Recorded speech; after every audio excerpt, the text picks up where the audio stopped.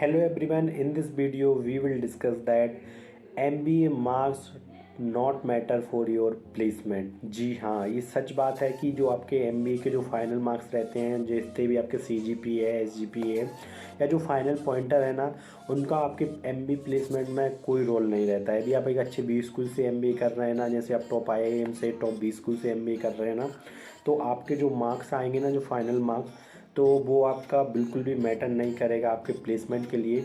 और कई बार ये तक देखने को मिलता है कि जो उनका जो फाइनल जिनका फाइनल सीजीपीए मान लो 8 था, 9 था, और जो जिनका 6 और 7 पॉइंटर था, उनके भी हाईएस्ट प्लेसमेंट लगते हैं उनसे जो जिनका हाई मतलब ज़्यादा पॉइंटर आता है।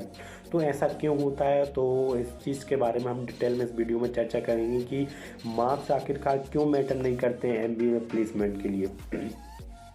तो जो कंपनियां आती हैं ना, तो क्या रहता है, जैसे आप मान लो एमबीए में जैसे एडमिशन लेते हो, तो एडमिशन जैसे ही लेते हो ना, तो जैसे आप मान लो आप आए में अहमदाबाद में या टॉप 20 स्कूल्स में, तो उनमें क्या रहता है, कंपनियां जैसे ही एडमिशन ही लेते हो ना, आपको पीपीओ देना स्टार्ट कर देती हैं। अब उनने आपको पीपीओ दे दिया, पीपीओ का मतलब रहता है प्री प्लेसमेंट ऑफर। अब आपने एंटर ही किया, आपको प्री प्लेसमेंट ऑफर मिल गया, आपको पहले से ही ऑफर मिल गया किसी कंपनी में, आपको पहले से ही जॉब मिल गई है। तो क्या मतलब जो आपने कैट मतलब वो आपने जैसे ही एडमिशन लिया, तो वो समझ लेते हैं अच्छा बच्चा है, आगे जाके अच्छा करेगा, इसने कैट में अच्छा किया होगा तभी इसको अच्छा भी स्कूल मिला है। तो उस बेसिस पे वो आपको पीपीयू देना स्टार्ट कर देती हैं। ओनली उस बेसिस पे नहीं, और भी क्राइटेरिया देखते हैं वो। अब मान लो आपका स्टार्टिंग में पीपीयू लग गया, तो क्या आपके एमबीए का मार्क्स मैटर किया? नहीं किया। तो ये भी रहता है, तो आपके जो फाइनल जो मार्क्स था वो बिल्कुल भी मैटर नहीं किया। आपका मैटर क्या किया, जो आपकी प्रोफाइल थी, आपका जो सीवी था, वही सब मैटर किया आपके जो आपका जो पीपीयू लगा। क्योंकि पीपीयू में भी क्या लगा, पीपीयू में आपने अभी एंटर ही किया एमबीए में, आपको एमबीए का इतना भी नॉलेज ही नहीं है जो आपके एमबीए के अंदर पढ़ा जाएगा। लेकिन मैटर क्या किया, आपका सीवी मैटर किया। सीवी में भी क्या किया, जो आपने पहले से करके रखा, आपने सीवी अच्छा बिल्डअप करके रखा है, आपने फिर इंटरव्यू में अच्छी परफॉर्मेंस दी, तो आपका पीपीयू लग जाता है। तो यही सब मैटर करता है, तो आपका पीपीयू लग गया। तो पीपीयू के लिए भी वो आपकी पूरी जितनी स्किल्स हैं सारी चेक कर लेंगे। तो ये स्किल्स आपने अभी एमबीए में स्टार्ट ही नहीं की हैं, और स्टार्ट करने के पहले यदि आपका पीपीयू लग रहा है, तो ये सब पूरा पास्ट परफॉर्मेंस के जो आपका पास्ट का सीवी था, मतलब एमबीए एंटर होने के पहले, उस बेसिस पे आपका पीपीयू लग गया है। तो इसमें एमबीए का मार्क्स बिल्कुल भी मैटर नहीं करें। ठीक है, अब हम आगे देखते हैं। अब उसके बाद क्या रहता है, मान लो आपका पीपीओ नहीं लगा है, पीपीओ नहीं लगा है, तो फिर क्या हो जाते हैं, आपका फर्स्ट ईयर में ही समर इंटेंसिव प्लेसमेंट लगता है। तो ये क्या रहता है, इसके लिए मैंने पूरा डिटेल वीडियो डाल दिया है कि कैसे समर इंटेंसिव लगते हैं, आप कैसे प्राप्त कर सकते हैं समर इंटेंसिव। तो वो वाला आप वीडियो देख सकते हैं। और बाकी अब हम देखते हैं कि समर इंटेंसिव जैसे स्टार्ट होते हैं, तो समर इंटेंसिव भी आपकी फर्स्ट ईयर में स्टार्ट होना चालू हो जाते हैं और फर्स्ट ईयर में एंड हो जाते हैं। क्योंकि समर इंटेंसिव क्या रहता है कि फर्स्ट ईयर जैसे आपका एंड रहता है, तो उसके बाद आपका 2 या 3 महीने का जैसे भी कंपनी के रिक्वायरमेंट के अकॉर्डिंग आपका समर इंटेंसिव प्लेसमेंट होता है। तो अब समर इंटेंसिव प्लेसमेंट में भी आपका फाइनल मार्क्स तो आ ही नहीं पाया, और आपका समर इंटेंसिव प्लेसमेंट स्टार्ट हो जाते हैं। और उसमें भी कोई से कॉलेज में तो स्टार्टिंग में समर इंटेंसिव स्टार्ट हो जाते हैं, मतलब आपने अभी एमबीए का ज़्यादा लर्निंग ही नहीं किया है, तो मोस्ट ऑफ दी इंटरव्यूज में आपको एमबीए का इतना ज़्यादा नॉलेज ही नहीं हो, मतलब अब स्टार्टिंग में ही आपका मान लो एसआईपी लग जाता है, तो आपने अभी एंटर ही किया है, तो आपका उसमें भी एसआईपी में भी आपका जो फाइनल जो आपका फाइनल सीजीपी आने वाला है, जो फाइनल आपका पॉइंटर आने वाला है, वो भी आपका मैटर नहीं किया जो आपका एसआईपी लगने में। तो आपको मान लो समर इंटेंसिव प्लेसमेंट भी लग गया, और आपको एमबीए की मार्क्स की बिल्कुल भी ज़रूरत नहीं पड़ी। फिर आगे क्या रहता है, फिर उसके बाद कंपनियां आती, मान लो आपने समर इंटेंसिव प्लेसमेंट कर लिया, आपने जो कर लिया, मतलब ये सब क्या है, पूरा सीवी का खेल है। आप जितना सीवी पे वर्क कर रहे थे, पॉलिश कर रहे थे, तो आपको उस हिसाब से पीपीयू भी लग गया, एसआईपी भी लग गया, और सीवी पे ही डिसाइड करेगा आपका जो फाइनल प्लेसमेंट होगा। जी हाँ, जो सीवी रहेगा ना, उससे ही आपका फाइनल प्लेसमेंट रहेगा। तो वो कैसे लगेगा, क्योंकि मोस्ट ऑफ दी जो अच्छे टॉप 20 स्कूल्स हैं ना, उनमें क्या रहता है, जो फाइनल प्लेसमेंट में जैसे पीपीयू लग गया, कुछ बच्चे हैं, तो अब मान लो बहुत सारे स्टूडेंट यदि अब एसआईपी में अच्छा परफॉर्मेंस करते हो तो आपका पीपीयू लग सकता है, उसके एसआईपी के बाद भी पीपीयू लग सकता है। तो उसमें भी आपका वो जो मार्क्स फाइनल मार्क्स जो परसेंट आना था वो काउंट ही नहीं हुआ, मतलब मैटर ही नहीं किया। और मान लो अब उसके बाद भी बहुत सारे स्टूडेंट बच गए हैं। अब उनके लिए क्या रहता है, बहुत सारी कंपनियां ना जैसे ही सेकंड ईयर स्टार्ट होता है ना, बहुत सारी कंपनियां आने लगती हैं आपके प्लेसमेंट्स के लिए।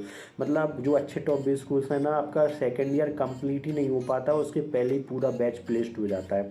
100% प्लेसमेंट हो जाता है, आपका पूरा ही बैच प्लेस्ड हो जाता है एमबीए के फाइनल मार्क्स आने के पहले। मतलब सेकंड ईयर कंप्लीट ही नहीं हो पाता, वो पूरा बैच प्लेस्ड हो जाता है। मान अब यदि पूरा बैच फाइनल प्लेसमेंट के लिए प्लेस्ड हो गया तो उसमें जो फाइनल मार्क्स आने थे वो तो मैटर ही नहीं किए, वो तो कोई देखा ही नहीं किसी ने। तो क्योंकि मान लो आपका अभी सेकंड ईयर स्टार्ट में लग रहा है तो उसमें आपको ज़्यादा से ज़्यादा वो क्या पूछ सकते हैं, फर्स्ट ईयर में जो आपने एमबीए में सीखा है या जो आपके सीवी में है या जो कंपनी है आपको जॉब रोल दे रही है उससे रिलेटेड पूछ सकते हैं। तो मान लो आप सेकंड ईयर को उसमें कुछ पूछा नहीं जाएगा और फाइनल जो मार्क्स रहेंगे उससे उस पर कोई इफेक्ट नहीं पड़ेगा आपके फाइनल प्लेसमेंट पे भी।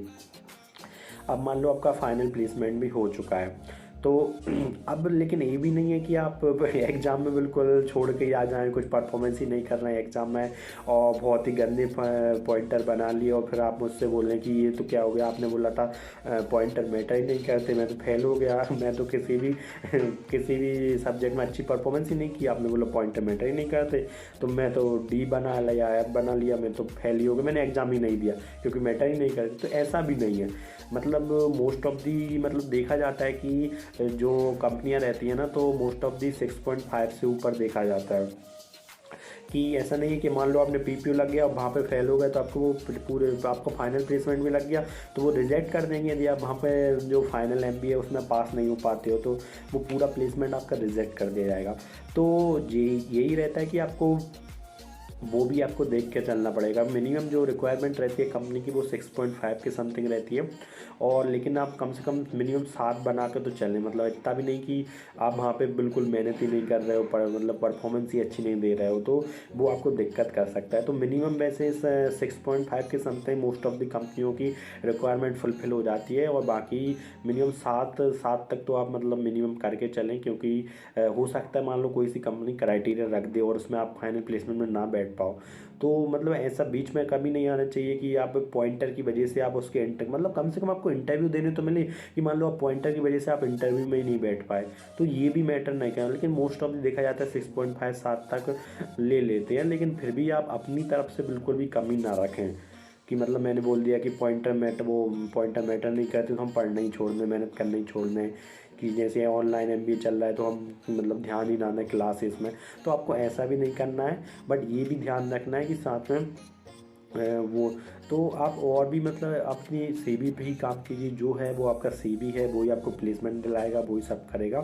तो जितना से ज़्यादा वर्क कर सकते हैं ना तो आप उस पर वर्क करिए, तो वही आपका फाइनल प्लेसमेंट में भी हेल्प करेगा। एसआईपी से लेके पीपीओ से लेके फाइनल प्लेसमेंट में भी जो आपका 1 पेज का सीवी है ना वही सब डिसाइड करेगा। तो आप समझ सकते हैं कि सीवी आपके लिए कितना ज़्यादा इम्पोर्टेंट है। तो यही सब नॉर्मल चीज़ें आप ध्यान रखिए, मिनिमम आप अच्छे से पढ़ाई करिए और 7 मतलब मिनिमम 7 तक रखिए तो सही जाएगा, मतलब मोस्ट ऑफ द कंपनी में आ जाएंगी। बाकी आप जितना ज़्यादा वो तो आपकी फिर हार्ड वर्क पे भी डिपेंड है, आप कितना ज़्यादा से ज़्यादा पॉइंटर आप ला सकते हैं। सो thank you guys, if you like my video please like and subscribe. और जो भी क्वारीज हो आप कमेंट बॉक्स में लिख सकते हैं और आप मुझसे भी कनेक्ट हो सकते हैं लिंक्डइन पे इंस्टाग्राम पे और कहीं भी आप मुझे मैसेज कर सकते हैं टेलीग्राम पे। तो I will reply you as soon as possible. So thank you guys.